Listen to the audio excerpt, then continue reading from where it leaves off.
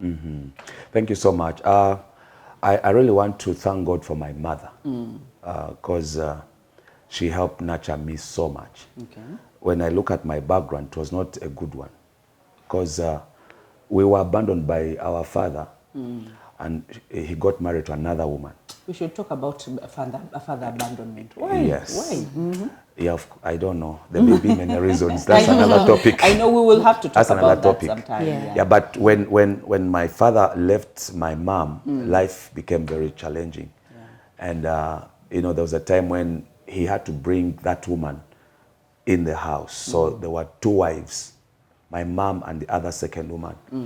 And, you know, there was some instance of violence that I would see. There was a time I saw there was a fight in the house where some of my cousins who didn't want this woman to come in the house wanted to chase her away. So there was a real fight. And as a little kid, I was watching all those things. And definitely it affects the mind. It bothers you, yeah. But I thank God for my mom because the way she brought me up tamed me in a certain way. Because I would really become a bad person, wanting to revenge. Yeah, everything you saw, yeah. And I could see how my father, there was a time he was so aggressive, so abusive to my mom, and we were hearing all those. He would get drunk and speak all sorts of insults to the point that one of my elder brothers came and, you know, attacked my father because it was too much. So, but I don't know why I never became violent, why I never became a street kid. Has it ever crossed your mind to say, I will never be my father? I will never be that kind of man. Yes. When I was growing up from that little kid, I purposed in my heart and I said, I want to be a model father to my children. Wow. And I purposed, I said, I'll love my wife, I'll build a home environment that is peaceful. That is peaceful. And I don't want to brag, but we have a peaceful home. Well, I can see it. Yes, we have a peaceful. From the time I set my eyes on you, I knew there was peace. Yes, thank you. You know, there's some couples you look at and you're like, yeah, they're faking it. You're right. Yeah, so my mom, the foundation of faith and the fear of God, she planted that in me at an early age. I think that's what helped tame my mind and direct me in the ways of God. But looking at this background I've shared with you, any child can grow up to become wild. To be anything. You want to revenge, or that impact, the way you saw your father do it, you also want to do it to your children, you want to do it to your wife and all that because kind of thing. Because it's easy to do what you saw being done. Yes. Because then it's like a copy and paste. Exactly. But taking a different path that has been less traveled, where you've not seen your family travel, and you're like, okay, I will choose peace above all. I will choose forgiveness. Yeah. I will choose to love. Because, I mean, the Bible tells us that love does not keep records of wrong. That's right. Yes. So that means that you literally decide that records of wrong are going to be there, but you decide to close that chapter and say, I'm not going to dwell on that because it's not building. True. I'm going to dwell on forgiveness because that's what's going to build us going forward. On the side of the ladies, you know, we are like, I don't know what to call it, but sponges. We soak in everything, especially from our families. And sometimes we reproduce those things in our families. How we bring up our children, how we treat our husbands, how we even treat the people that we lead, comes so much from what we saw. And unless we decide a different path, but it really affects us so much. What was your background like? Oh, thank you so much. My background, I was also raised up by a mother. I didn't stay with my father, but I'm Where so was grateful. Your father? My father just also left. Just Actually, here he's in the nations. generation of living fathers, and that's really so wrong because again, the fathers that we are talking about, that is from the generation of the baby boomers, not even X generation, because X generations are much younger. We have seen fathers from the X generation really doing everything to make sure that their homes survive. That means they are trying to deviate from what the baby boomers did, and they're trying to create better homes. But we have millennials right now and Gen Zs, and they are trying to do everything that is wild. And they're also repeating a generation of the lost fathers and the fathers that walked away from their homes. So I'm seeing a cycle here of which is not good. I'm not cutting her apart, but on that note, I think we need to pay attention to the boy child. because we concentrate so much on the girl Oh, child. we tell girls what to And do. we have girls neglected, know what to do. we've That's true. neglected the boy child. True. So we have a generation. But do boy children, now we are deviating from the conversation, Yeah, but I think but it's I'm worth putting it as it's something worth, it's to worth pay it. attention to. Because do boy children, are they receptive to guidance Train a child in a way that it should grow. since childhood? They did not say train a girl or train a boy. Yes. Train It's a a child. So It's a child. that tender age. Is when you impart Exactly. into them, Yeah. not waiting for them, because after they are men, they are not a child. You can't train a man. not A man.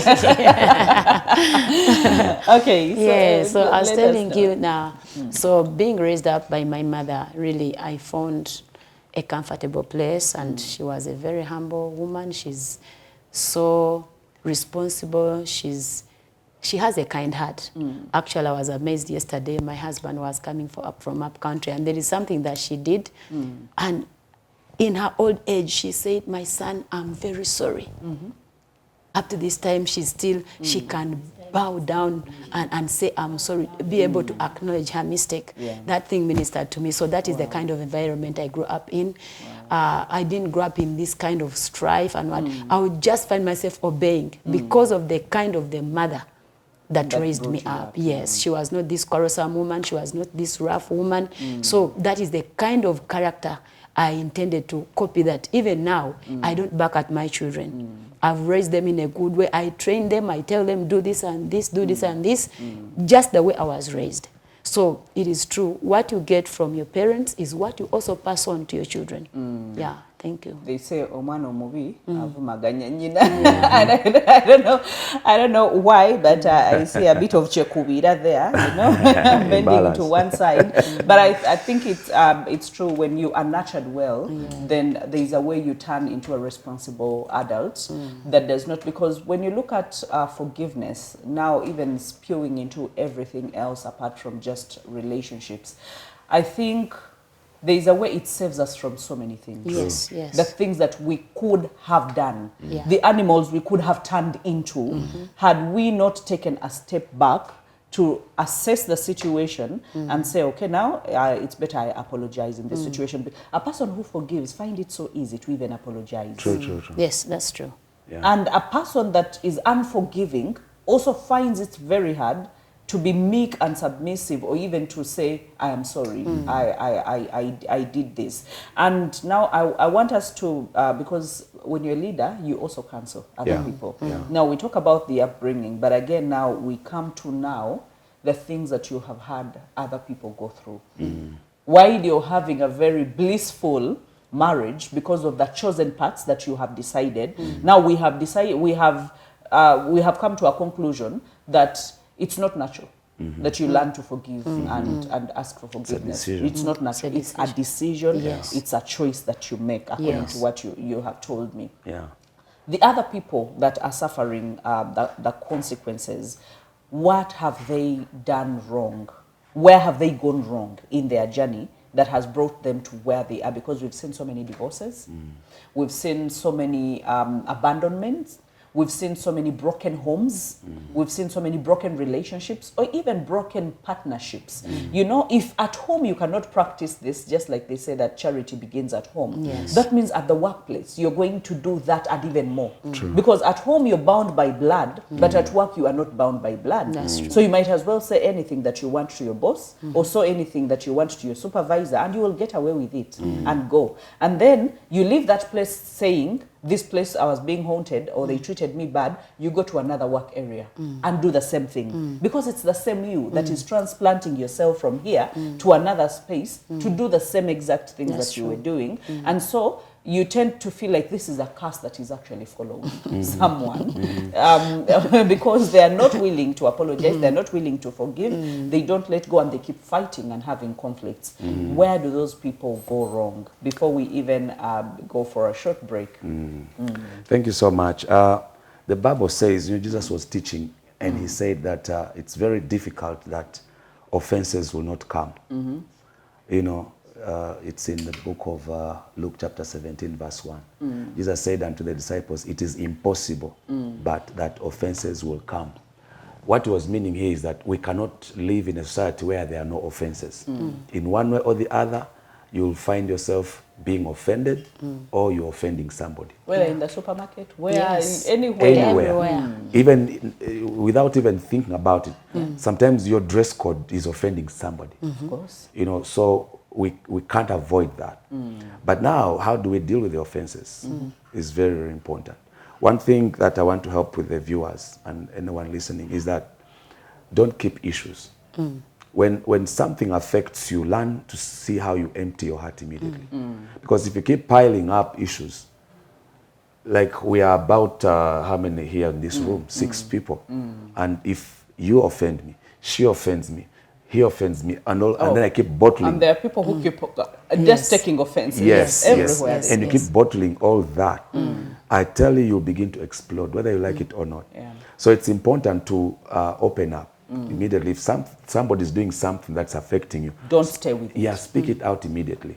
So why we are hearing all these bursting of anger, somebody cutting off somebody's neck, somebody is doing this, is revenging, is because the person has, over the years, piled issues So many. and kept it in their heart, just like Cain kept that thing and wanted revenge on the brother Abel. So it explodes. Definitely the anger will explode. And in a wrong way. In a wrong because way. explosion has never been good. Yes. You Sure. can't explode in a good No, way. Yes. no. So you deal with the anger at the root Immediately. before it becomes bitterness. Yes. Wow. Yes. At the root before it becomes bitterness. That Yeah. means you catch yourself in that moment and assess the situation. I know it's the hardest thing to do, but again, it's doable because other people have done it. And if they did it, then you can as well do it. We're coming right back.